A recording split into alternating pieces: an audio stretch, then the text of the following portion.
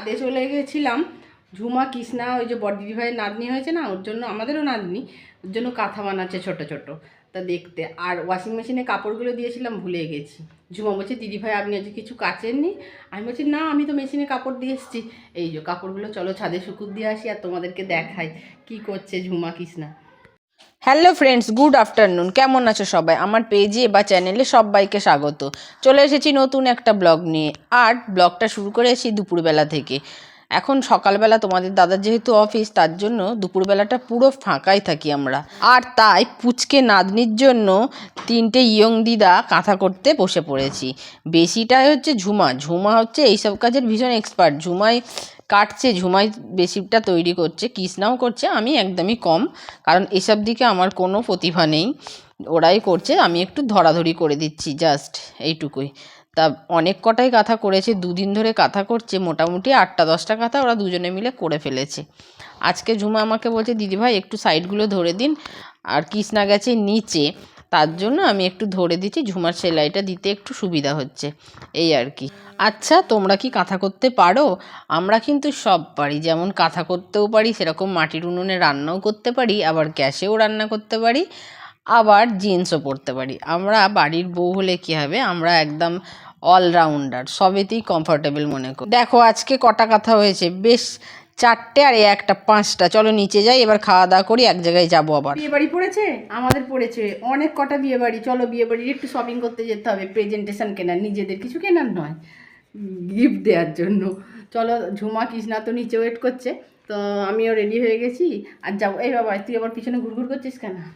আমার যদি কিছু কিনে দাও। তোর আবার কি লাগবে? তোর তো সবই আছে, চলো যাই। বাড়ি থেকে বেরিয়ে ঝুমা বলছে দিদিভাই কাকাদের কাছে একটা পেঁপে পেকেছে, চলো। পাঁচিলে উঠে গেলাম, আমি একটা চেয়ার নিয়ে এসে, আর এই যে পাকা পেঁপে পাড়ছি।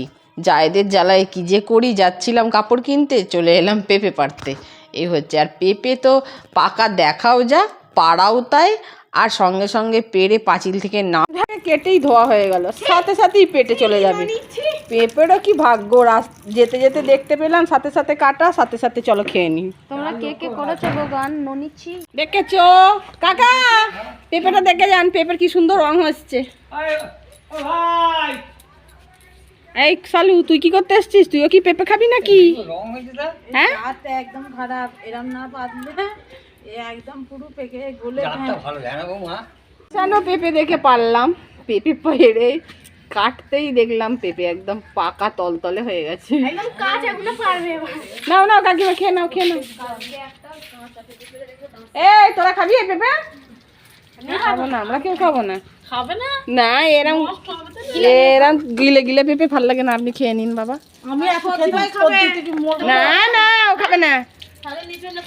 একটা করে নাও না। আমার শাশুড়িকে দিকে গেল দেখো। আজকে আমাদের 3 জায়ের সাথে গুলুর মা অ্যাড হয়েছে, তাই আমরা 4 জা মিলেই আজকে বেরিয়েছি। দেখো রেলগেট ক্রস করছি, আর গুলু এখন খুব দুষ্টু হয়েছে জানো তো, ঘরে সবসময় থাকে না, ওকে সকাল বিকেল একটু ট্রেন দেখতে নিয়ে যেতে হয়, তাই বাইরে নিয়ে এসেছি। ও খুব খুশি, দেখতে দেখতে যাচ্ছে, বাড়ি থেকে তো খুব একটা বেরোই না, তাই আমরা 4 জা মিলেই আজকে যাচ্ছি বিয়েবাড়ির কেনাকাটা করতে। তা আমাদের সবারই বিয়ে বাড়ি পড়েছে, তাই দেখছি যার যেটা পছন্দ হবে সে সেরকম জিনিস নেব। দেখো এখানে এসে গুলু ভাবছে আমি তো ঘরেই ছিলাম, আবার আমায় এখানে কোথায় নিয়ে এলো। ও দেখো কীরকম দেখছে, দেখেছো? খুব দেখতেও শিখে গেছে, খুব হাসতে শিখে গেছে, অনেক কিছু শিখে গেছে ছেলেটা।